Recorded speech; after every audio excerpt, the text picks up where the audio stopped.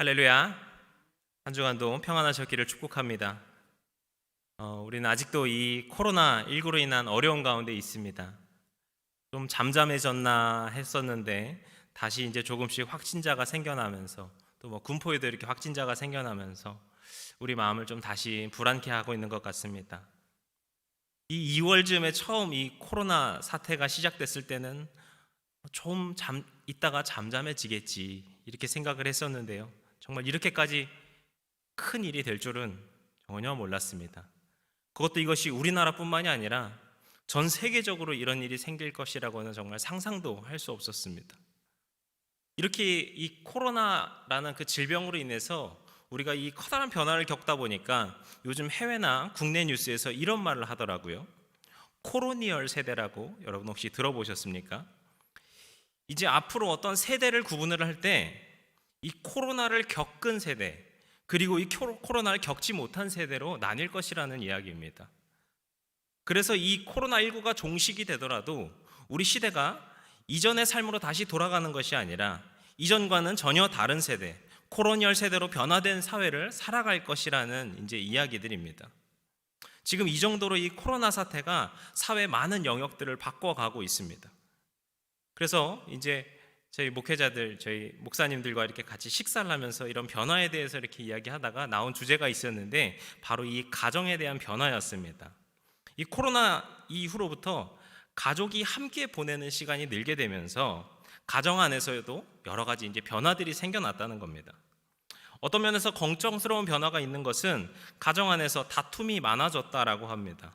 아무래도 이제 전보다 이제 가정들이 이제 함께 보내는 시간들, 부대끼는 시간들이 더 많다 보니까 그로 인해서 부딪히는 시간도 많아진 것 같습니다. 그런데 아주 긍정적인 변화도 하나 있었는데요. 이제는 가족이 함께 모여서 저녁 식탁을 나눈 풍경이 자연스러워졌다는 것입니다. 아마 뭐 그것이 이미 자연스러우신 분도 있겠지만 우리나라에서는 특히 이제 바쁜 삶 때문에 이 저녁에도 여러 바깥 활동들이 있기 때문에 가족이 함께 모여서 저녁 식사를 하는 것이 언제부턴가 특별한 일이 되었다라고 합니다. 그런데 이제 그런 가족들의 모임이 더욱더 자연스럽고 편안해지고 있고 한자리에 가족들이 모여서 함께 식사를 나누면서 보내는 시간들이 더욱 많아졌다. 이런 이제 분석들을 하는 것을 보았습니다. 제가 이것을 볼 때 저도 이 가정의 변화가 너무나도 공감이 되었습니다. 왜냐하면 저의 가정에서도 바로 이 코로나 사태와도 같았던 이 코로나 사태를 겪었던 이 가정의 변화를 제가 직접 경험해 봤기 때문에 그렇습니다. 제가 이 초등학교 다닐 때까지는 저희 부모님께서 굉장히 많이 바쁘셨어요. 그래서 저희 부모님을 교회에 가는 그 주일 말고는 거의 보기조차도 힘들었습니다. 아침 일찍 두 분이 일을 하러 나가시고 거의 뭐 밤 11시, 뭐 늦게 막 12시 이렇게 돌아오시니까 실제로 볼 수 있는 시간이 평일에 아예 없었던 거예요. 그래서 할아버지, 할머니랑 같이 이렇게 생활하고 그랬었는데 그러다가 제가 이제 중학교 2학년이 되던 해에 부모님께서 선교사로 나가시면서 이 러시아 모스크바라는 곳에서 이제 내 가족이 함께 생활하게 되었습니다. 그렇게 생활이 바뀌어서 함께 생활을 하니까 부모님과 같이 이렇게 사는 것이 처음엔 조금 어색하다가 이 한 1년 동안에는 그냥 이 집이 전쟁터 같았습니다. 저나 저희 누나도 이렇게 부모님과 함께하는 생활이 영 어색하고 어려운 점이 많았고 아마 저희 부모님께서도 집에서 하루 종일 보게 되는 저랑 누나의 모습이 아마 못마땅했던 것 같아요.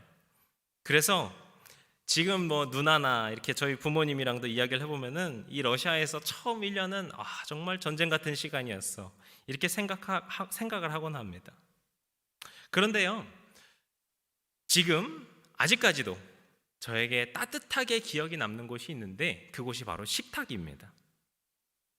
이제 이 삶이 조금 익숙해지고 나니까 가족들이 함께 저녁 식사를 나누면서 그리고 그 식탁을 치우고 바로 뭐 후식도 꺼내고 러시아 이제 차 문화가 있다 보니까 차를 마시면서 뭐 그냥 하루 동안 있었던 일들 가끔은 기타 가지고 와서 그 식탁에서 찬양도 부르고 그냥 뭐 이런저런 시시콜콜한 대화를 나누면서 보냈던 그 시간들 그리고 그 장소와 풍경과 심지어 그 냄새까지도 아직도 저의 기억 가운데 생생하게 그리고 아주 따뜻하게 남아 있습니다. 지금 이 코로나를 지나면서 우리가 이 코로나 이후를 준비하면서 우리에게 남겨질, 우리가 지금 겪어가고 있는 가정이라고 하는 곳은 어떤 곳입니까? 어쩌면 아직은 숙제와도 같은 것일지도 모릅니다. 어쩌면은 전쟁이나 피하고 싶은 것이 가정이 되었을지도 모릅니다. 그렇지만 이 코로니얼 시대가 우리에게 준 가장 소중한 선물 역시 가정이라고 생각합니다. 가정이라는 그곳에서 누리는 놀라운 평안함, 그리고 그 기쁨을 다시 우리가 깨닫고 회복하는 시간이 우리에게 있기를 소망합니다. 그런데 또 그만큼 조심스러운 것이기도 합니다. 왜냐하면은 많은 사람들이 건강한 가정을 어떻게 세워야 되는가를 모르기 때문이죠. 우리가 가정에서 함께 생활하면서 가정의 소중함도 알게 되었습니다. 가족과 함께 보내는 시간이 얼마나 기쁜 것인지 깨닫고 있기는 합니다. 그런데 정작 소중하게 가정을 세우는 것이 무엇이냐라고 하는 것에 대해서는 우리가 아직 아는 것이 너무 부족하다라는 것이죠. 그래서 우리가 오늘 앞서서 이 찬송가를 불렀었죠. 이 찬송가 559장을 부르실 때 이 3절에 보시면 이런 가사가 있습니다. 한 상에 둘러서 먹고 마셔 여기가 우리의 낙원이라. 그런데 이게 자칫 잘못하면은 우리 가정이 낙원이 아니라 전쟁터가 될 수 있는 거예요. 그래서 우리의 가정을 어떻게 세워야 됩니까? 이것이 그만큼 중요하다는 것입니다. 이런 의미에서 오늘 우리에게 주고 있는 이 에베소서의 가정규범의 말씀은 정말 중요하다고 생각되었습니다. 주님께서 주신 소중한 선물, 이 가정이라고 하는 공동체를 그저 내 마음과 내 뜻대로 하는 것이 아니라 하나님의 통치하심 아래에 올바로 세워야 하는 것입니다. 사도 바울이 에베소 성도들과 지금 이 코로나 사태를 지나고 있는 우리 성도들의 가정에 주고 있는 이 지침과 규범이 바로 이런 하나님의 질서 아래 세우는 가정의 원리인 것이죠. 그래서 저희가 지난주에 이 말씀을 함께 나누면서 가정규범의 주제가 되는 첫 번째 말씀을 함께 나누었습니다. 21절 말씀 저희 다시 한번 기억하는 의미로 한번 다시 읽어보겠습니다. 그리스도를 경외함으로 피차 복종하라. 아멘. 주님을 경외하는 마음, 두려워하는 마음으로 우리가 서로 복종해야 된다는 것을 말씀하고 있습니다. 주님의 그 통치하심 아래 우리가 서로 항복하는 마음으로 서로를 대해야 된다. 우리가 이런 말씀을 나누었습니다. 그리고 이제 우리가 22절부터 오늘은 이 상세한 이야기들을 함께 나눌 텐데요. 그때 바로 이 서로 복종하는 마음, 자발적으로 항복하는 마음을 기억하시면서 오늘 말씀들을 하나하나 보시기를 원합니다. 우리가 이런 마음을 가지고서 그 마음을 기억하고 되뇌이면서 그리고 이제 이 가정을 세우는 원리에 대해서 함께 나눌 때 주님의 그 만지심과 기쁨과 평안이 넘쳐나는 가정으로 우리 각 가정을 세워주실 줄을 믿습니다. 이제 우리가 이 가정규범 그렇게 해서 나눌 텐데요. 먼저는 이 가정규범에서 아내와 남편의 관계를 말을 하고 있습니다. 그중 22절부터 24절까지는 아내가 남편에게 대해야 될 모습을 이야기하고 있는데요. 아내는 남편에게 복종해야 한다 이렇게 이야기하고 있습니다.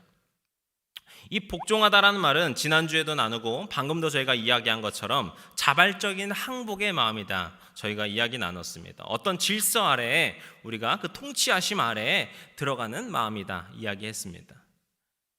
그런데 지금 이 22절에서 나오고 있는 22절부터 24절에서 나오고 있는 말 중에서 이 복종하다라는 말은 그다지 중요한 말이 아닙니다.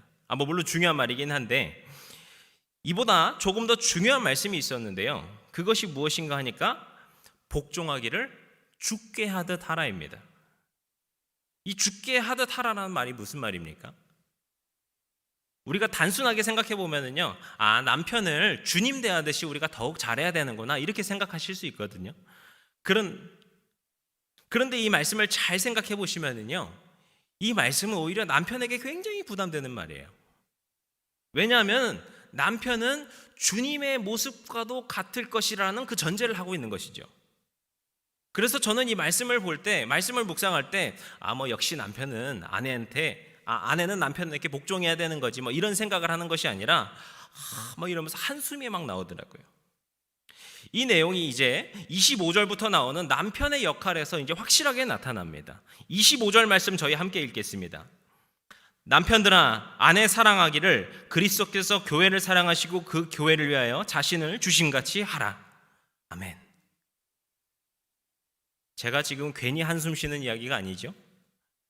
남편들은 아내를 사랑해야 된다. 지금 사도 바울이 이야기하고 있는데요. 그리스도께서 교회를 사랑하시고 그 교회를 위하여서 자신을 주심같이 해야 한다. 이렇게 말씀합니다. 그러니까 남편은 아내를 사랑하는데 그 사랑이 어떤 사랑인가 하니까 그 아내를 위하여서 자기 자신을 내어줄 수 있을 정도로, 모든 것을 내어줄 수 있을 정도로 사랑해야 된다. 이렇게 이야기하고 있습니다. 여기서 주님께서 자신을 주셨다, 주심같이 하라 이렇게 이야기하고 있는데, 여기서 이 주셨다라는 단어는 넘겨지다라는 말입니다. 특별히 가룟 유다가 예수님을 로마 군병들에게 팔아 넘기셨다라고 할 때 그 단어가 바로 이 주셨다라는 단어랑 같은 단어입니다. 그러니까 우리가 우리의 목숨을 내어주는 것처럼 그 아내를 사랑할 수 있어야 된다, 이런 말씀이라는 것이죠. 그러니까 사도 바울은 당시의 로마 사회의 모습과는 정반대의 것을 지금 이야기하고 있습니다. 제가 지난주에 이 당시 로마 사회가 어땠다고 말씀드렸습니까? 남편이 아내의 목숨을 쥐고 있는 것처럼 굉장히 가부장적이었던 사회가 바로 이 로마 사회, 이 초기 로마 사회였습니다. 그런 로마 사회 속에서 사도 바울이 말하고 있는 것은 남편이 아내의 목숨을 쥐고 있지 마음대로 해도 돼, 이런 이야기가 아니라 오히려 남편이 아내를 위하여서 자기의 목숨을 다 내어놓을 수 있을 정도로 너희가 아내를 사랑할 수 있어야 된다, 이것을 말하고 있는 것입니다. 근데 여기 남편분이 저희 목사님들밖에 안 계시니까 괜찮으실 것 같긴 한데, 혹시 이렇게 영상으로 보시면서 남편이신 성도님들은 막 부담을 느끼실까 봐 말씀을 드리는데, 우리 현대 사회는 이제 어떤 그 가부장적인 모습들이 점차 사라지고 있죠. 그런 의미에서 이 아내와 남편의 역할이라고 하는 것은 서로 어느 정도 같이 해나가야 되는 것을 우리가 볼 수 있습니다. 남편도 아내에게 주님께 하듯이 복종하는 마음이 있어야 되는 것이고, 아내도 역시 남편을 사랑할 때 주님께서 목숨을 내어놓으신 그 모습처럼 사랑해야 되는 것을 우리가 생각해야 되는 것입니다. 그리고 일단 조금 넘어가서요, 이제 또 6장 1절부터는 자녀와 부모의 관계에 대해서 말씀하고 있습니다. 먼저 자녀의 모습을 말하면서 부모에게 순종하라 이렇게 말씀하고 있는데요, 이 순종하라고 하는 단어는 예전에 목사님께서 한번 예배소서 말씀하시면서 하신 적이 있었는데, 귀를 기울여서 말씀을 듣는다라는 의미입니다. 자녀들이 말을 안 들을 때 보통 이제 부모님들이 어떻게 이렇게 자녀의 말씀을 듣게 할까요? 가장 탁월한 방법이 이제 협박이라는 방법이 있죠. 안 써보신 것처럼 이렇게 쳐다보시면 굉장히 곤란한데요, 저희 딸이 이제 5살이 되니까 참 미운 5살을 참 많이 하고 있습니다. 보기에 예쁘고 마음으로는 예쁘지만 참 하는 행동이 곤란할 때가 많은데, 그럴 때 할 수 있는 가장 쉬운 방법이 이제 협박이더라고요. 너 이렇게 때릴 수는 없으니까 너 이거 안 하면은 간식 안 줄 거야, 이런 식으로 말이죠. 이렇게 협박을 하게 되는 것 같아요. 그런데 오늘 말씀을 보시면은요, 그 당시에도 뭔가 크게 다르진 않았던 것 같아요. 6장 4절에서 아비들, 그러니까 이제 부모의 역할에 대해서 말씀을 하는데, 너희들이 자녀를 노엽게 하지 말라 말을 합니다. 이 노엽다라는 거 분노한다라는 것이거든요. 왜 자녀들이 분노합니까? 부모가 어떤 칼자루를 쥐고서 그것들을 휘두르면서 자녀들에게 대한다라는 것이죠. 그런 행동들로 인해서 자녀들이 분노하고 상처 입게 된다는 말입니다. 그러니까 부모들에게 지금 주고 있는 교훈은, 너희들이 그런 상처 주는 방법을 하는 것이 아니라, 그런 어떤 협박을 하는 것이 아니라 주님의 말씀과 교훈으로 가르쳐야 된다, 이렇게 말씀하고 있습니다. 그리고 자녀들은 어떤 그 부모의 어떤 두려움, 어떤 그 협박 같은 것에 분노하거나 하면서 말을 듣는 것이 아니라, 부모님께서 우리에게 전해주고 있는 주님의 말씀에 귀를 기울이고 그 말씀에 더욱더 순종할 수 있어야 된다, 이것을 이야기하고 있는 것입니다. 그리고 마지막 이제 5절부터 9절까지는 종과 상전의 관계를 이야기합니다. 먼저 종은 두려워하면서 또 성실한 마음으로 순종해야 된다 말씀합니다. 그저 겉으로 보여지는 것에 집중하는 것이 아니라 그 상전에게 성실하고 진실하게 대할 것을 말씀합니다. 그리고 상전에게는 위협을 그치라 이렇게 이야기합니다. 지난주에도 또 말씀드렸었죠. 당시 주인은 노예를 얼마든지 죽이고 살릴 수가 있었습니다. 참 잔인한 이야기처럼 들릴 수 있지만 당시 노예라는 존재는 주인에게 있어서 하나의 재산과도 같은 것이었습니다. 그렇기 때문에 말을 듣지 않고 유익하지 않다고 여겨지는 종은 나에게 불필요한 재산으로 여기면서 얼마든지 죽이거나 마음대로 대할 수 있었던 것이죠. 이런 관계 속에서 주인이라는 존재가 노예에게 얼마나 두려운 존재였겠습니까? 바울은 주인들에게, 상전들에게 이런 노예에게 위협이 될 만한 일들을 하지 말라, 오히려 이렇게 이야기를 하고 있습니다. 그러면서 그 노예의 존재를 사람처럼 여기고 그리고 동등한 존재처럼 여겨서 상전이든 종이든 노예든 주인이든 우리가 모두 주님 아래에 있는 주님을 모시는 종으로서 우리가 종이라는 사실을 기억해야 된다, 이렇게 이야기하고 있습니다. 그리고 또 이 말을 우리가 다시 한번 생각해 보면 주님께서 우리가 이 종된 종으로서의 우리가 얼마나 말을 안 듣고 때로는 주님을 떠남에도 불구하고 우리를 끊임없이 사랑하여 주시는가, 우리가 이것을 기억하면서 우리가 주님의 종으로서 주님의 그 사랑을 받은 자들로서 상전에게 대할 수 있어야 되고 종도 그런 모습을 해야 된다, 이렇게 이야기하고 있습니다. 이제 이것이 이 사도 바울이 이야기하고 있는 이 가정규범, 에베소서의 가정규범에서의 부부관계, 그리고 부모와 자녀관계, 상전과 종의 관계인데요, 여기서 이 공통되게 나오는 이야기가 있습니다. 그것은 바로 주님과 교회의 관계로서, 어떤 주님으로서 이 관계들을 생각해 보도록 하는 것입니다. 이것이 무슨 말인가? 주님의 가정으로서 이 가정을 세우는 원리가 바로 이것인데요, 다른 누구를 보는 것이 아니라, 다른 무언가를 본받는 것이 아니라 주님의 말씀 아래에서, 주님의 뜻 아래에서 세워지는 것이 바로 주님의 가정이라는 것입니다. 다른 누구를 보면서 본받는 것이 아니라 주님을 본받으면서 주님의 모습으로 살아가는 것이 바로 이 주님의 가정이라는 것입니다. 다른 집의 아내나 남편은 이렇다더라 저렇다더라 하는 것이 아니라, 저 집의 부모님들은 저렇게 산다더라, 저 집의 자녀들은 저렇게 한다더라, 이렇게 누군가와 비교하면서 하는 것이 아닙니다. 다른 사람들과 비교하면서 끊임없이 우리 안에 일어나는 것이 무엇입니까? 어떤 욕심, 시기, 분노, 이런 것들이죠. 하지만 우리가 이 가정규범에서 가장 처음 말씀 나눴던 것이 무엇입니까? 주님의 통치 아래 우리가 항복하겠다라는 선포였습니다. 그렇기 때문에 우리는 이제 복종하는 마음으로, 주님의 모습으로, 우리가 주님의 뜻을 따르면서 그렇게 바뀌어야 된다는 것을 사도 바울이 이야기하고 있는 것이지요.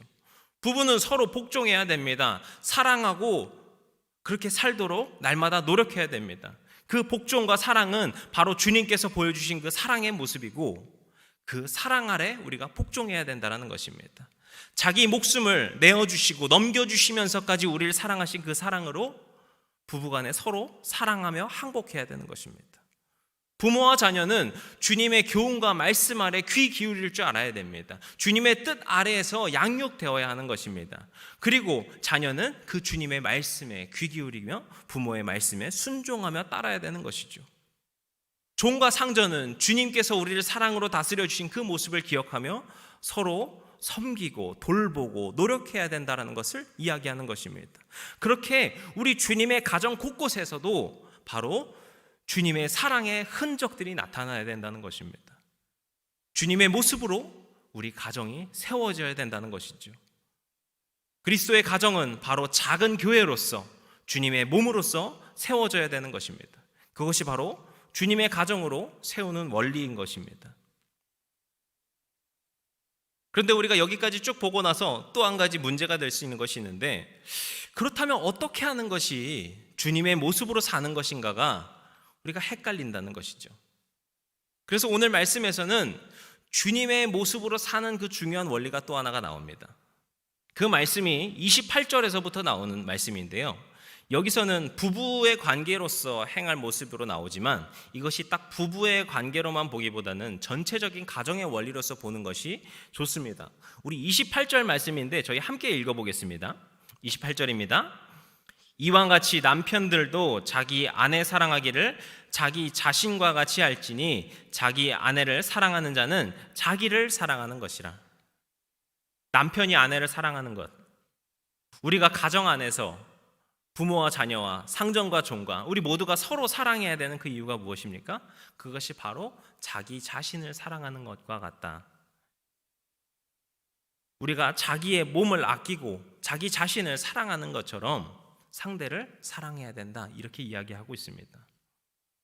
이것에 대해서 29절부터 조금 더 자세하게 설명하고 있습니다.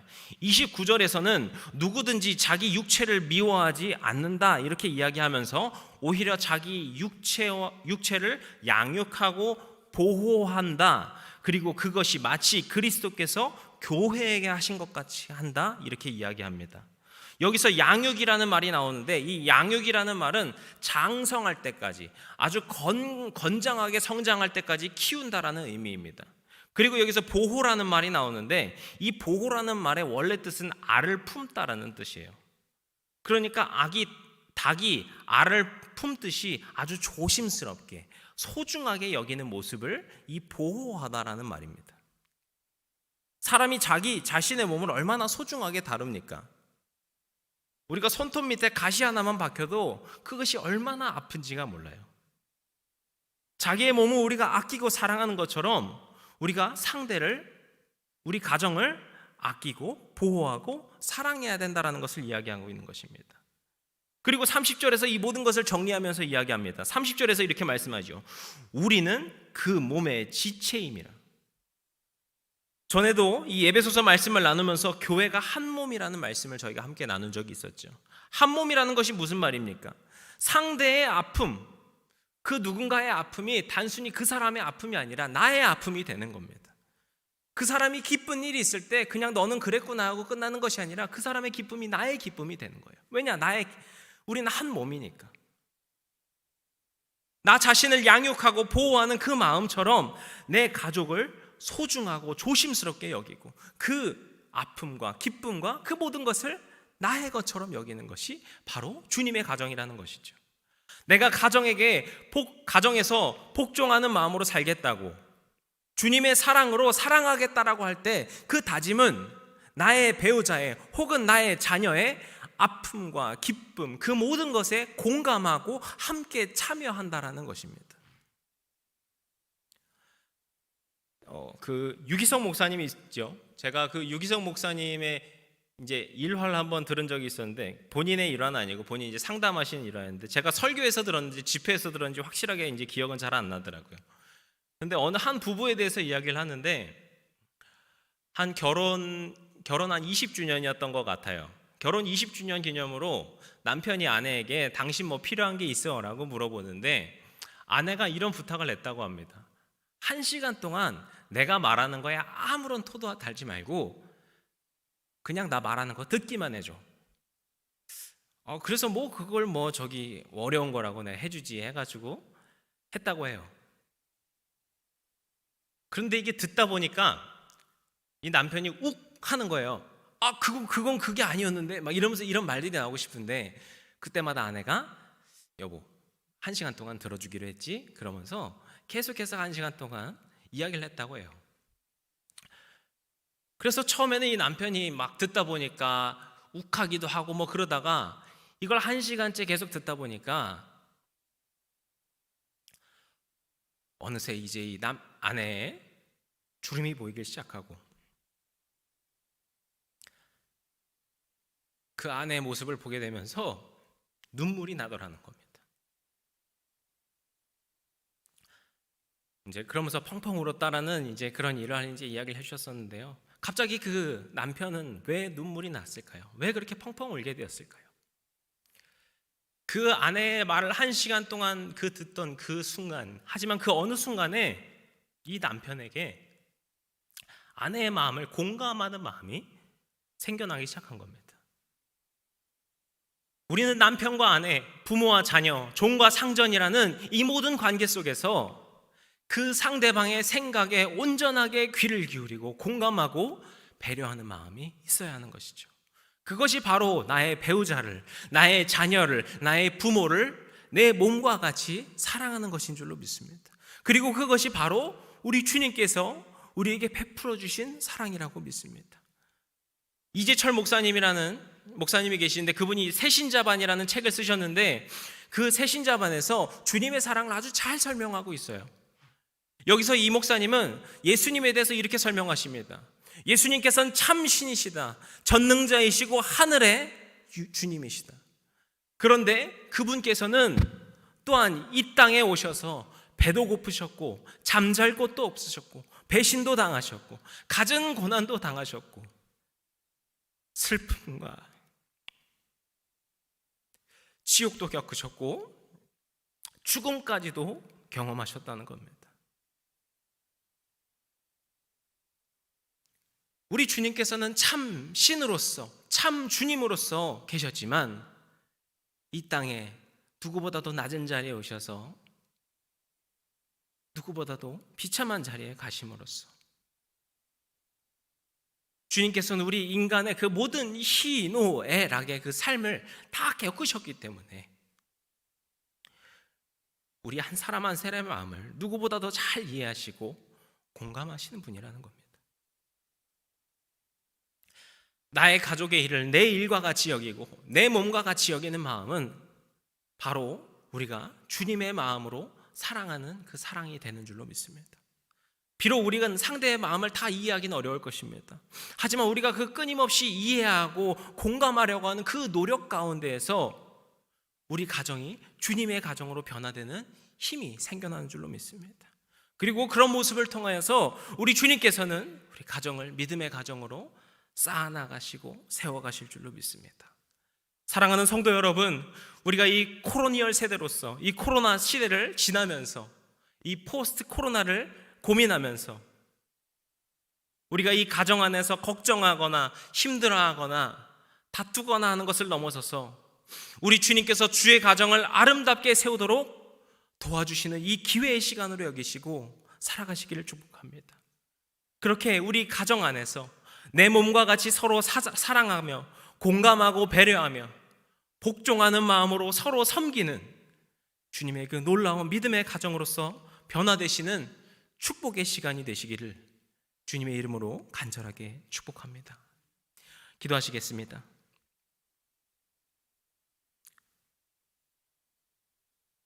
오늘도 우리를 이 자리에 불러주신 주님, 함께 예배하게 하신 주님, 우리의 가정을 다시 한번 믿음의 가정으로 세우는 도전이 있게 하여 주시옵소서.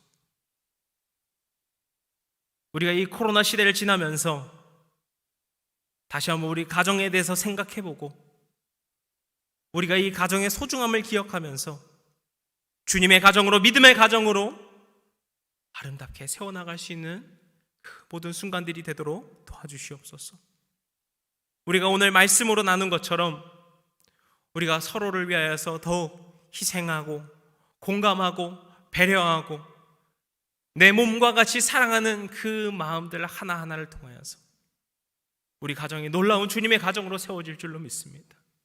세상의 그 어떤 가치관 아래에 우리의 가정이 세워지는 것이 아니라 주님의 그 놀라운 사랑 아래 우리 가정이 세워지게 하여 주시옵소서. 그렇게 평안의 가정, 기쁨의 가정, 사랑이 넘쳐나는 주님의 가정이 되도록 주님 이끌어 주시고 우리를 도와주시옵소서. 우리 가정을 날마다 변화시켜 주시옵소서. 그렇게 우리 주님께서 놀랍게 세워주시는 그 모든 순간들을 우리가 믿으면서 이 모든 말씀 예수님의 이름으로 기도드렸습니다. 아멘. 이제 다 같이 찬송가 286편